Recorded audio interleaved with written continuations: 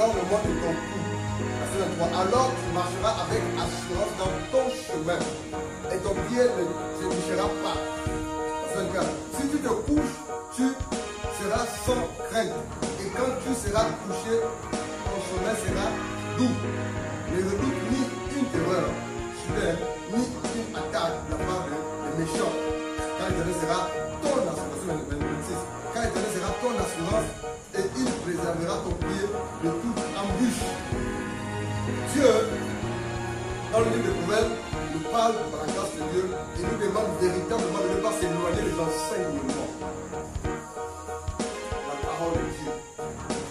Le fait de ne pas s'éloigner de la parole de Dieu peut nous accorder, pour nous concéder cette assurance, alléluia, par rapport à notre salut. Il dit au verset 22, regarde la sagesse, verset 21, regarde la sagesse et la réflexion. Elles seront la vie de ton âme et l'ornement de ton cou. Alors tu marcheras avec assurance dans ton chemin et ton pied ne trébuchera pas. Si tu te couches, tu seras sans crainte. Et quand tu seras couché, ton chemin sera doux. Ne redoute ni une terreur soudaine, ni une attaque de la part de méchants. Dieu te dit, Dieu nous dit ce soir, véritablement, de ne pas redouter, de ne pas avoir crainte ou la peur de certaines choses. Si véritablement Dieu est ton assurance. Il dit au verset 25, ne redoute ni une terreur soudaine, ni une attaque de la part de ces méchants. Verset 26, car l'Éternel sera ton assurance et il préservera ton pied de toute embûche. Ce soir, par la grâce, nous allons parler de l'assurance de notre salut. Lorsqu'on parle de notre salut, c'est simplement la vie éternelle, pour recevoir la vie éternelle. Quand on parle du salut, c'est la délivrance, pour hériter la vie éternelle. Quand on parle du salut, c'est la vie éternelle. La vie éternelle que seul Jésus-Christ de Nazareth avait pu nous donner, nous accorder, le salut, la vie éternelle. Et là, au verset 26, ça dit, car l'Éternel sera ton assurance et il préservera ton pied de toute embûche. Vous voyez, de manière simple, lorsqu'on regarde certaines personnes dans le Seigneur, un instant, lorsqu'on regarde les frères et sœurs dans le Seigneur, et quand on voit leur façon de réagir ou d'agir, on peut voir s'ils ont vraiment l'assurance de leur salut, de leur Dieu. Ça, c'est quelqu'un qu'on voit. Il suffit de regarder les faits et gestes, les attitudes, le comportement, l'engagement, la détermination d'une soeur, d'un frère dans le Seigneur. Tout de suite, on peut, par la grâce, se rendre compte si vraiment ce frère, cette soeur-là a l'assurance de son Dieu, a l'assurance de son salut. Lorsque quelqu'un a l'assurance de son Dieu, frère, il sait que quoi qu'il arrive, son Dieu est avec lui. Alléluia. Lorsque quelqu'un a l'assurance de son Dieu, frère, il n'a pas peur véritablement de témoigner de Christ. Il n'a pas peur de ce qui va arriver. Et là, la question a été posée ce jour-là lors du concile de Trente. Le concile de Trente, c'est une assemblée, c'est une rencontre que l'Église catholique a eue à l'époque, aux années 1500, précisément 1563. Ils sont réunis, ils sont assemblés, ils sont regroupés des frères catholiques, des docteurs de l'Église catholique, catholique. Et lors de ce concile-là de Trente, ça a eu lieu en 1563. Et lors de ce concile de Trente, une question a été posée. Un croyant, un chrétien peut-il être sûr de son salut? Donc le système catholique s'est réuni en 1563 lors du concile de Trente pour répondre à un certain nombre de questions concernant la doctrine de la parole de Dieu. Et là, lorsqu'ils sont revenus lors du concile de Trente, cette question a été posée. Ils ont abordé plusieurs points, ils ont posé plusieurs questions. Cette question a été posée précisément. Est-ce qu'un croyant, ce qu'ils appellent croyant, c'est les chrétiens, voilà quoi. Est-ce qu'un croyant peut-il être sûr de son salut? La réponse qui en est sortie lors de ce concile-là, ils ont dit non. Le seul moyen pour que quelqu'un sache ou réalise qu'il est sauvé, c'est après la mort. Alléluia. C'est l'heureux, hein? C'est après la mort. Parce qu'il sera maintenant si le paradis ou en enfer. Je paraphrase. Et d'autres théologiens, d'autres religieux ont également dit que ce n'est pas possible que quelqu'un soit sûr de son salut. Alléluia. Ce n'est pas possible. Tel que la religion islamique, les musulmans, c'est pour ça que tu es musulman. Est-ce que tu es sûr d'être sauvé? On te dit non. Il n'y a que Dieu qui sait. Mais en temps, ils vont à la mosquée prier matin, midi et soir. Pardon. Il y a plusieurs religions qui ne sont pas sûres. Il y a plusieurs religions qui ne sont pas sûres véritablement. En pratiquant cette religion-là, ils sont sauvés ou pas. Frère, ce qui est vrai, c'est que la parole de Dieu, alléluia, le livre-là, nous dit clairement que celui qui est en Christ est sûr d'avoir la vie éternelle. En fait, ce n'est pas une question de sentir, de sensation. Ce n'est pas une question de connaissance de la parole de Dieu. Ce n'est pas une question de sagesse ou de maturité dans le Seigneur. C'est une question de décision, de résolution, de choix.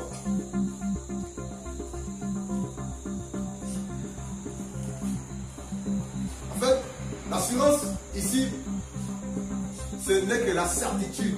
Quand on parle de l'assurance du salut, ce n'est que la certitude du salut. Alléluia. Est-ce que tu es certain actuellement que si tu meurs étant en Christ Jésus, tu es sauvé, tu as la vie éternelle? Est-ce que tu es certain? Est-ce que tu es sûr? Est-ce qu'il y a cette confiance en toi que si je meurs aujourd'hui là, frère, je suis bon, je suis sauvé, frère, c'est la vérité. La certitude, la conviction de son salut. Quand on parle d'assurance, c'est un mot grec qui est difficile à prononcer. Je vais me passer le mot grec. Vous savez, ça veut dire confiance, certitude. La confiance d'eux. La certitude. La paix. La gaieté. La joie. C'est ça l'assurance. Donc quand la Bible parle de l'assurance du salut, en fait, il veut te poser la question, est-ce que tu es certaine? Est-ce que tu es certain que tu es sauvé? Est-ce qu'en toi il y a la gaieté, la joie, la paix, la confiance, la conviction de l'éternité, la vie éternelle en Christ Jésus? C'est ça l'assurance du salut. De la Bible, de la Genèse à l'Apocalypse, répond à cette question simplement. Oui, frère. Oui. Pour les chrétiens, pour les hommes et les femmes qui sont nés de nouveau, la parole de Dieu nous fait comprendre clairement. On voit quelques versets bibliques s'il y a le permet. La parole nous fait comprendre clairement que pour les hommes et les femmes qui ont donné leur vie à Jésus-Christ de Nazareth, ils sont sûrs de recevoir la vie éternelle. C'est sûr. Parce que la personne à qui nous avons confié nos vies est réelle, est véritable. N'est pas un trompeur, n'est pas un menteur. Ou quelqu'un qui ne sait pas ce qu'il a fait. Il est réel.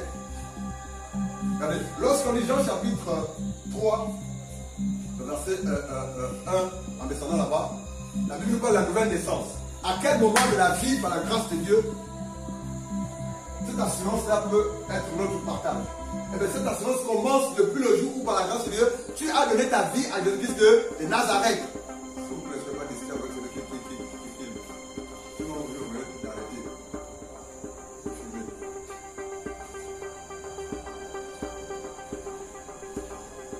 À quel moment cette assurance commence, frère? Est réelle.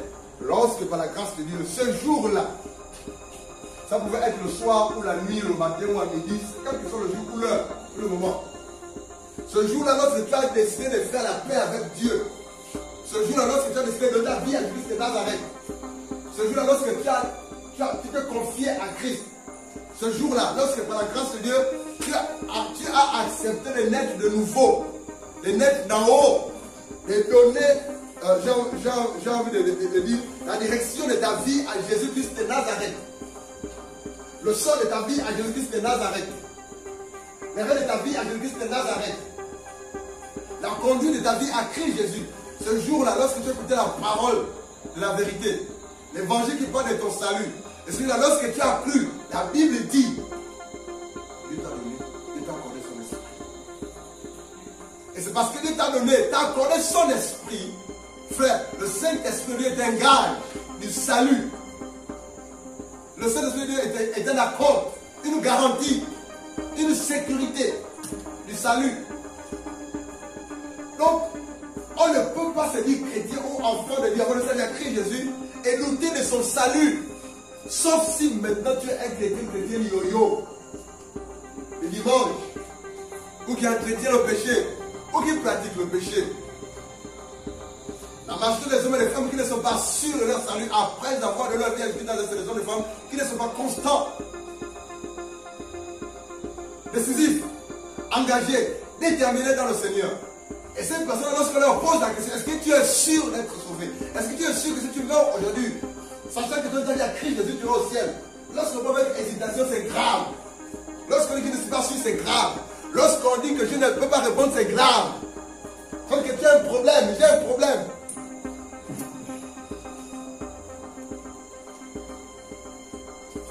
S'il y a quelque chose avec lequel on ne peut pas s'amuser, être sûr et engagé, c'est son salut. S'il y a quelque chose avec laquelle on ne peut pas marchander ou jouer, c'est son salut. S'il y a quelque chose avec laquelle on ne peut pas, j'allais dire, être un peu dans les nuages, c'est avec son salut, la vie éternelle. S'il y a quelque chose avec laquelle il ne faut pas compromettre ou t'amuser, c'est avec son salut. L'éternité avec Christ. C'est la vérité.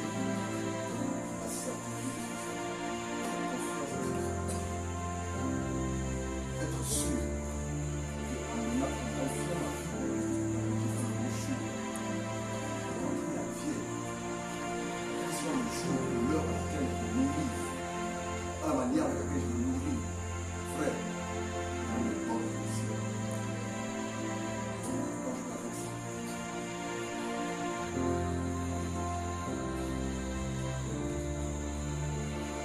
C'est une question à laquelle, quand on te la pose, la réponse est oui, sans réfléchir, sans raisonner, sans hésiter.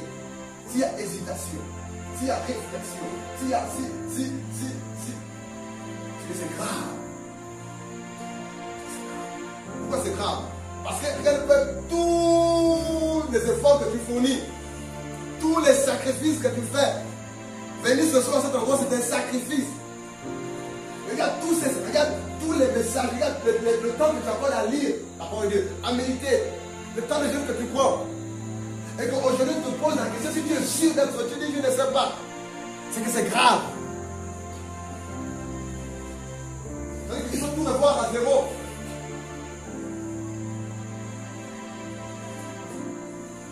Pose-moi la question si je suis sûr de manger demain, je ne sais pas.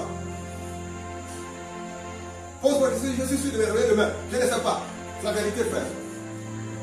Pose-moi la question si je suis sûr d'arriver à 45 ans, je ne sais pas. Mais si tu me poses la question, frère Blanchard, oui, est-ce que si tu meurs aujourd'hui, la Dieu te dit, frère, je suis sauvé? Parce que je suis sauvé. Je prie même de mourir maintenant là, parce que je suis fatigué de la vie en fait. C'est compliqué. Ce monde est compliqué, c'est un monde pourri.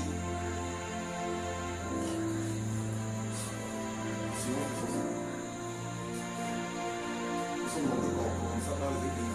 Qui prient depuis des années, depuis des années. On n'est pas sûr. S'il y avait la bonne femme là. Parce que dans les vies, il y a encore les péchés qu'on entretient. Il y a encore la désobéissance. Il y a encore le monde à fond dans nos cœurs. Ce qui fait que on n'est pas sûr. C'est la vérité, frère. On n'est pas sûr. On n'est pas sûr. Notre foi chrétienne, c'est à peu près. On n'est pas sûr. Mais c'est désolant, c'est regrettable.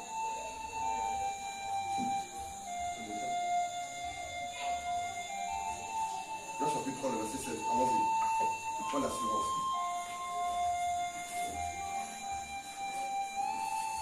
Jean 3, 16. Quelqu'un peut m'aider? Pour aller Jean 3, 16. Aidez-moi s'il vous plaît.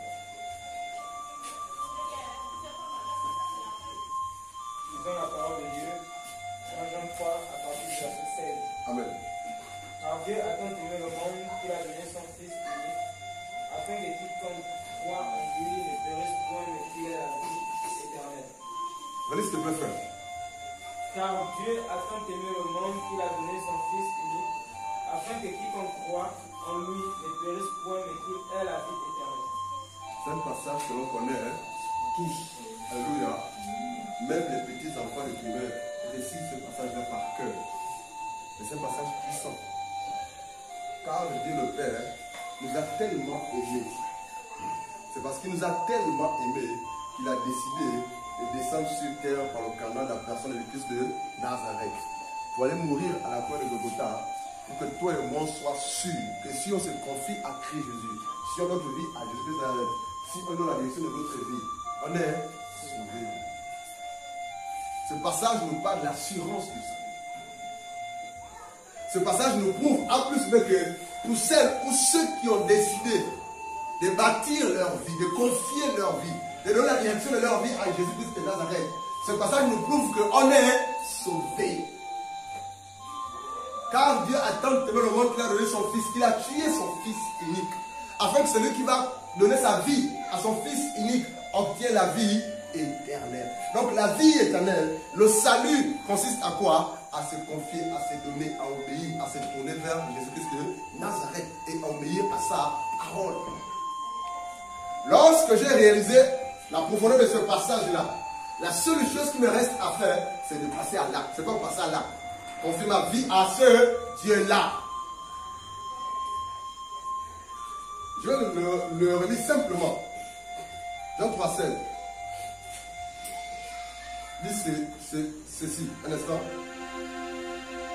Car Dieu a tant aimé le monde qu'il a donné son Fils unique, afin que quiconque, dans quiconque la mette ton prénom, afin que Céleste, Léveni, Chimène, Ernest, Fabrice, Sylvia, etc., afin que quiconque croit en lui, ici le verbe croire veut dire mettre sa foi en lui. Alléluia. Avoir confiance en lui. Compter sur lui. Fait que quiconque croit en lui, ça veut dire croire, avoir confiance, avoir foi, mais sa foi en Christ, croire en lui, ne périsse point, c'est-à-dire n'aille pas à l'enfer, mais qu'il ait la vie éternelle. Donc la vie éternelle c'est quoi? C'est croire en Jésus-Christ de Nazareth. La vie éternelle c'est quoi?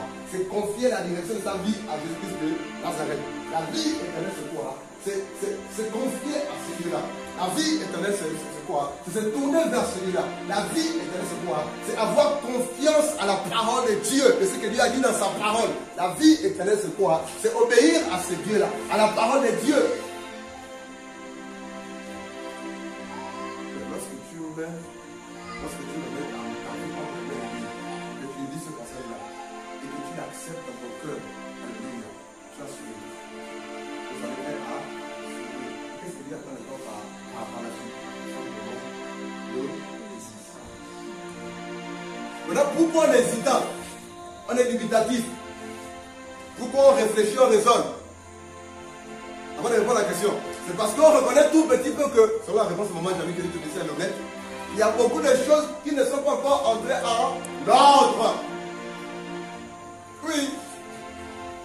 Mais comment se fait-il que tu pries, je prie depuis des années, mais ma vie n'est toujours pas conforme à la parole de Dieu? Attends, je prends sur quoi, sur qui? Parce que si toi-même tu ne décides pas de mettre ta vie en ordre, conformément à la parole de Dieu, ce n'est pas Jésus qui le fera à ta place. Parce que quelqu'un comprend ça. Ce n'est pas celui qui te prêche la parole là qui le fera à ta place. Le choix, la décision, l'engagement est personnel. Et c'est là le problème de beaucoup de personnes. On pense qu'on va acquérir le salut par rapport à la durée du temps, dans le temps. J'ai pris 1 an, 2 ans, 3 ans avec le temps. C'est sûr que Dieu va peut-être de moi et puis je vais me sauver quoi. C'est faux, ça ne marche pas comme ça. Rappelle-toi. Rappelle-toi. Le brigand à quoi? Le brigand, c'est le même jour, non? Le même jour, non? Il a le salut à Jésus, non? Quelques instants après, il est mort. Mais est-il parti par oui ou non? Oui ou non? Oui. Pourquoi? Il a accepté Jésus. C'est ça l'assurance que l'on obtient à la place de Christ de Nazareth. Lui, il a eu la grâce de mourir après avoir accepté Christ comme ce soit personnel. Mais toi, moi, on est encore sur terre. Et nous sommes assujettis aux contraintes de la terre, aux difficultés de la terre, à la corruption de la terre, au problème de la terre, de la société en général, du monde. Donc par conséquent, Dieu veut que véritablement, après l'avoir accepté comme c'est une chose personnelle, on se force.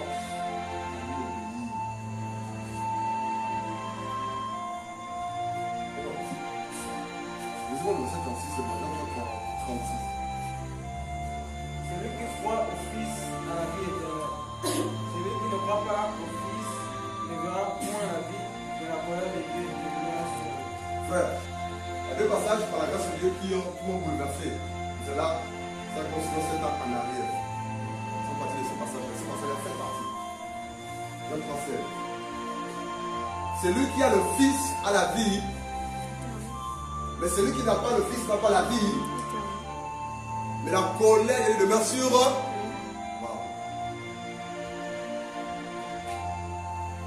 La Bible dit celui qui a Jésus-Christ dans sa vie, comme celui qui a accepté de sa vie au Messie, comme Dieu, comme Seigneur Sauveur, à la vie éternelle. Mais celui qui n'a pas donné sa vie à Christ, Jésus n'a pas la vie. Mais non seulement il n'a pas la vie, mais la Bible, pour la Bible, ajoute ceci: la colère demeure sur sa tête.